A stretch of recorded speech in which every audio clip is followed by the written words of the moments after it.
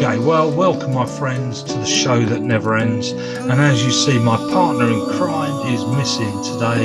He went back to Portsmouth yesterday, and I believe he's with all his new mates in his house. There's 8 of them staying in the house. So I guess that's party, is it? I guess.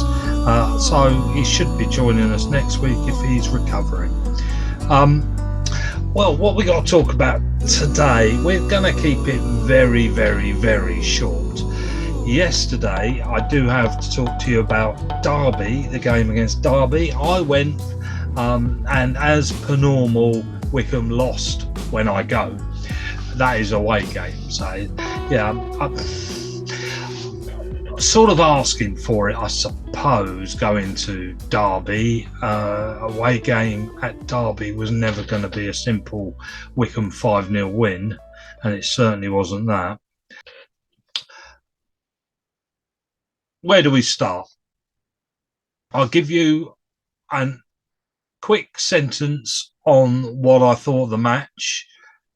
We'll deal with the match, and then we'll deal with the travel up there. The match. Derby deserved to win. Let's make that painstakingly clear. They definitely deserved to win. Wycombe spent the whole of the second half hanging on to a 1-0. I thought Derby were really slow out of the blocks. They didn't look at all good. Wycombe got their goal. Mehmeti got his goal as per normal. It's getting a bit like that. We are never going to hold on to that guy come January. There is no way. Everybody will be looking at him. And what I'm hoping, sort of, that he does choose to stay. If he's got any sense, he will choose to stay. And I'll tell you why, I think. That is, when we've lost certain players like Fred, etc., who obviously stand that little bit above everybody else, moving in January is a bit of a daft idea, because all the teams have got all their players, or thought they had, and they're obviously sort of the ones that want you are the ones that are lacking. And that is probably because of injury or because somebody's not performing, who may perform or may get better.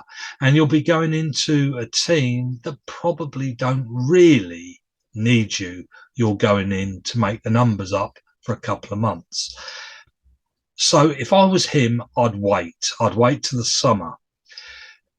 What happens after that, who knows? He needs to be careful. Luton took our players and they've loaned them out to Division 1 teams, etc. What's the point? What is the point of them going there? Maybe upset wages, I suppose, but they're certainly not playing in the Championship anyway. He needs to be careful and have a really good think and watch. I think that a little bit about Grealish, about he could have been carried on being a superstar at Aston Villa or being a nobody at Manchester City, although he did play well yesterday. I think you have to be a bit careful making those sort of decisions. You don't just jump at the biggest team that want you. I think you have to make decisions. So that's him. He was our only decent footballer on that football pitch, in all honesty. Some of the others, okay. What happened? First half, Wycombe did their thing. They went up there, they fought, they battled, they got their foot in, they got their goal. Derby had a bit of trouble dealing with the way Wycombe played. Come the second half, they'd sorted themselves out. They came at Wycombe, and Wycombe were on the back foot. You know, as Manchester City sort of playing Bournemouth would push Bournemouth all the way back, and you just can't get out. There's just nowhere for you to go. That's what happened to Wycombe. We were just stuffed at the back, and it was coming at us, coming at us, coming at us. And you could hear the crowd around me shouting, "Come on, Wycombe, get the ball out, get the ball." But get the ball out to where? That's all well and fine if you can get the ball out to Salah. Salah doesn't play for Wycombe. Where were Wycombe going to go? As soon as Wycombe tried to get out, it was open at the back. They were stuffed. Simple reason, Derby were far better than Wycombe. And you can't compensate for that. You can't pretend you're the same. You can't. Derby were better than Wycombe. What did Wycombe do? They were a bit stuffed, really. And you can jump up and down and say, well, you know, we're all in the same league, etc., etc. But there are obvious better teams in Division 1. Wycombe are a middle of the table team this year, I think. Looking at our bench, there was nobody to bring on. I heard again somebody say, you know, Ainsworth doesn't know what to do. He needs to change it. He needs to bring people on. Well, when you're being held right back for the whole of the second half, okay, let's look at, first of all, who he had to bring on. Then we'll go through the players, all right? This is who he had to bring on. Can I also just mention their player, Conor Hourihane, brilliant. He was absolutely brilliant. Not a lot you can say about that. He was brilliant. He was off the record brilliant. So, who did Wycombe have to bring on off the bench? Let's have a look. What a great choice. Horgan, Al-Hamadi, Farino Joseph, Kakai, Dickinson and Jacobson. You ain't going to change a team with that. The only one I would have considered was Kakai. I would have brought him on. He didn't bring him on right until the end. I would have brought him on a bit earlier, maybe. But what are you going to change? Jacobson and the keeper? You know, there was nobody there. Now let's go through the players, all right? The goalkeeper for Wycombe, I still can't say his name, Strijek, something like that. He was good. He was good. Diving away, he could say, I mean, he had to be. The ball kept coming at him and he did everything he needed to do, bar two. And they definitely weren't his fault.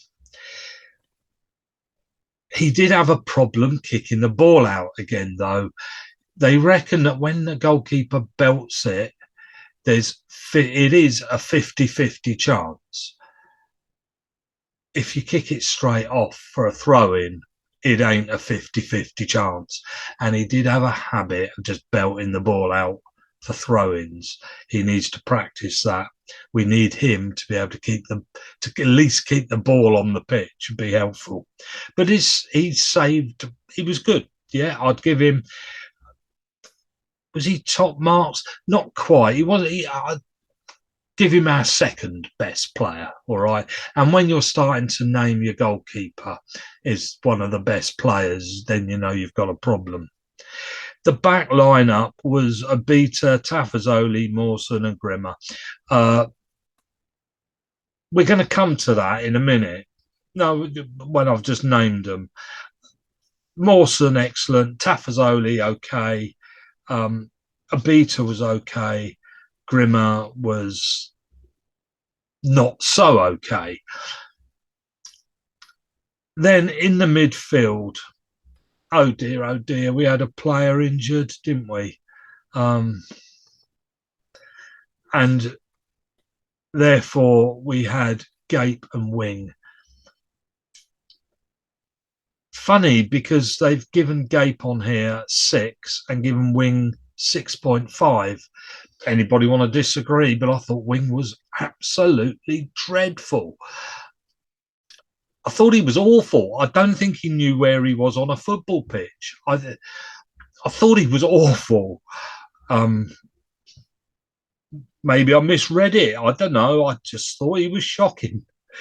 And on his side, and here was the problem, on his side also was McCarthy. So down the right-hand side, You had Grimmer, Wing, and McCarthy. McCarthy, I don't think he knew where he was on a football pitch either. That ball coming down that side, and Wing and McCarthy would stand still and watch it.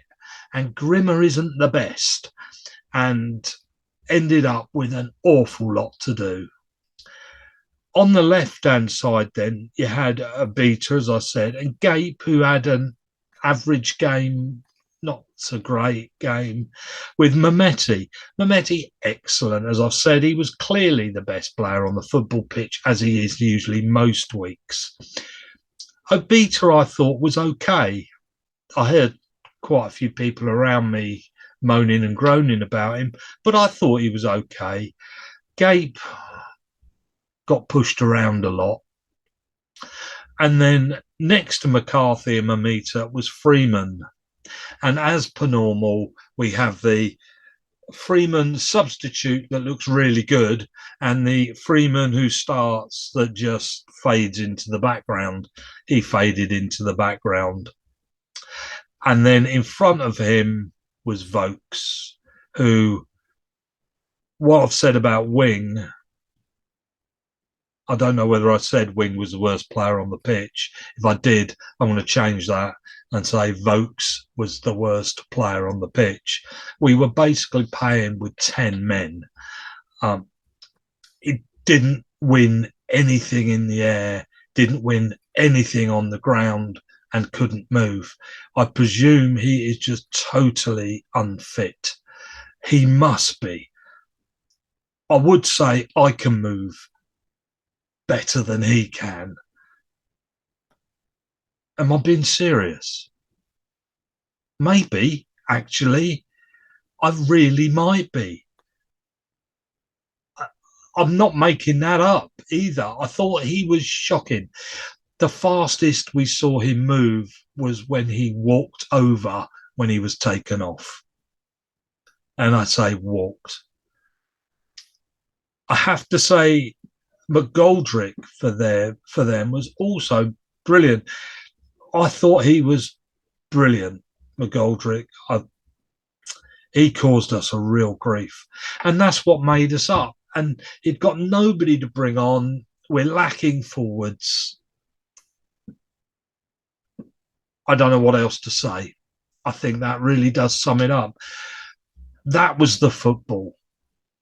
That sounds awful, doesn't it? It sounds really depressing, but not really. I mean, get a grip. Wycombe were playing Derby, and listening to somebody on the coach back who was really angry that we lost, really angry about Ainsworth, really angry about the footballers. We're middle of a table, and before that game kicked off, with the same amount of points as Derby in a league that is made up of some big teams. I don't want to keep sounding sort of like we put Wycombe. I don't expect much from Wycombe. There were 25,000 people in the Derby Stadium. That makes them, what, 5 times bigger than Wycombe.